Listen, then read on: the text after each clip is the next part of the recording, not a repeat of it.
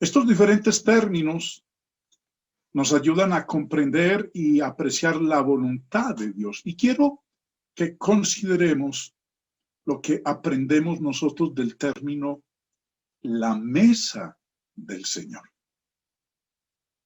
Podemos obtener una comprensión más profunda de la cena del Señor si consideramos los términos que la Biblia usa para referirse a ella.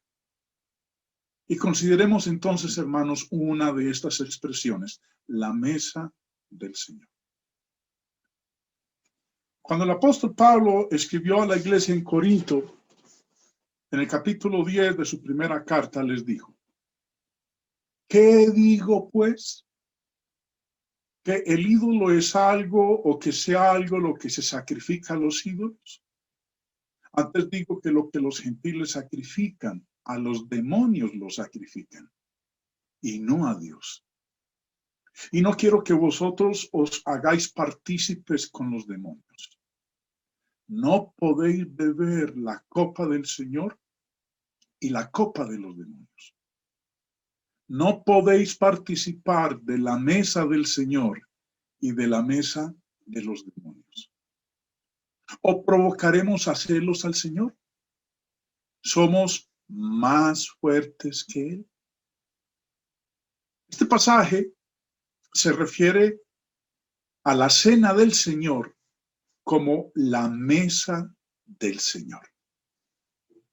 Así es como lo expresa. No podéis beber la copa del Señor y la copa de los demonios. No podéis participar de la mesa del Señor y de la mesa de los demonios. Quiero que consideremos las lecciones que nosotros podemos aprender de esto que el apóstol Pablo menciona en este pasaje. Una lección importante para aprender es que el lenguaje que se usa para describir la cena del Señor en las Escrituras es muy simbólico. Esto es cierto para la mayoría, esto es verdad para la mayoría de los monumentos conmemorativos. Un memorial involucra un objeto o una actividad física que nos recuerda a alguna persona o algún evento importante. Entonces, lo que se hace en el memorial es un símbolo de la cosa que se recuerda. No es la cosa física literal en sí misma. Como resultado, el lenguaje utilizado es a menudo muy simbólico. Muchas personas cometen errores acerca de la cena del Señor porque toman el lenguaje simbólico de manera que no están previstas. Entonces, el pan no es literalmente el cuerpo de Jesús, sino que es un memorial que nos recuerda su cuerpo. Y la copa, el fruto de la vid, no es literalmente su sangre, sino un memorial que nos recuerda su sangre. Comer el pan y beber el fruto de la vid simboliza nuestra comunión espiritual con el cuerpo y la sangre del Señor. Asimismo, la mesa del Señor es una figura de lenguaje que se refiere a la fiesta en sí, no a una estructura física. El objeto físico sobre el que se colocan los elementos no es la mesa del Señor. La estructura física no tiene ningún significado o significado espiritual. La mesa es un lenguaje simbólico para la comida. Participar de la mesa simplemente significa participar en la comida. Y es la mesa del Señor, porque el propósito de ella es honrar o adorar a Jesús. No es una comida común, no es una fiesta para honrar a un ser humano. Es una fiesta, hermanos, para honrar al Verbo divino. a aquel que optó un día por dejar su gloria divina y a bajarse a este mundo, hacerse como nosotros, humillarse y mostrarnos a nosotros la senda que nos lleva a Dios.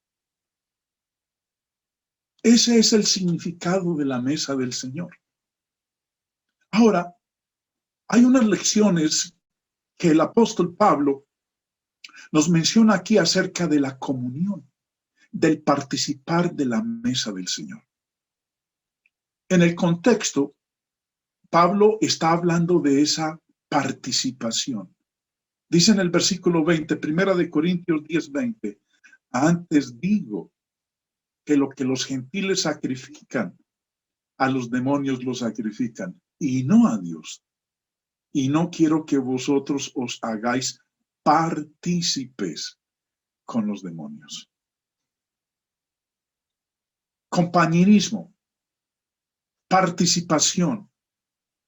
Pablo usa varios términos en el contexto para referirse a este compañerismo. Los versos 16 al 18,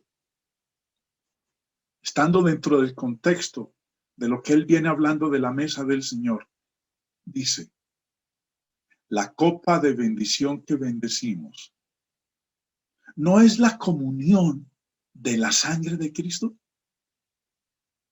Podríamos cambiar la palabra comunión por la palabra compañerismo o participación.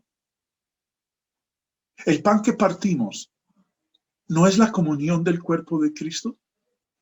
Siendo uno solo el pan, nosotros con ser muchos somos un cuerpo, pues todos participamos de aquel mismo pan. Mirad a Israel según la carne. Los que comen de los sacrificios, ¿no son partícipes del altar? Como pueden ver ustedes, hermanos, Pablo hace una combinación entre comunión y participación o compañerismo. En los versículos 16 y 17 describe la comunión o el compañerismo con el cuerpo y la sangre de Jesús en la cena del Señor.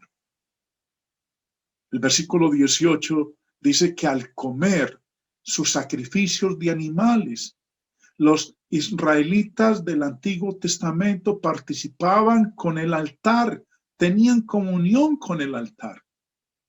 Esta comunión con el Dios verdadero se contrasta con la comunión con los ídolos, que Pablo describe como demonios, como lo acabamos nosotros de ver en el versículo 20. Digo que lo que los gentiles sacrifican, a los demonios los sacrifican y no a Dios. Y no quiero que vosotros os hagáis partícipes con los demonios. Los cristianos en Corinto generalmente se habían convertido de la adoración de ídolos paganos. La adoración en los templos de los ídolos a menudo implicaba grandes banquetes o fiestas, incluida la embriaguez y la glotonería. Y Pablo los llama la mesa de los demonios. En contraste con estas mesas, que eran memoriales de dioses falsos, tenemos la mesa del Señor como memorial del Dios verdadero. La lección es que uno no puede participar, no puede agradar a Dios si participa en la adoración del Dios verdadero, específicamente en la mesa del Señor, mientras también participa en estos banquetes en el templo del ídolo. Uno debe tomar una decisión, compañerismo con uno o con el otro, pero no con ambos. Lo mismo es cierto hoy día. En nuestro pasado, es posible que no tengamos imágenes adoradas físicamente, pero si deseamos tener comunión con Dios, recordando verdaderamente la muerte de Jesús en la cena del Señor, No debemos continuar participando en la adoración de los grupos religiosos falsos que nos rodean. Debemos salir de entre ellos y estar separados. Entonces, una lección importante que aprendemos de nuestra participación en la mesa del Señor es que debe tener un impacto en nuestras vidas en muchas otras áreas. Jesús murió para salvarnos del pecado. Si buscamos recordar esa muerte en la cena del Señor, debemos reconocer la importancia de separarnos de todas las formas de pecado, incluida la participación en la adoración falsa.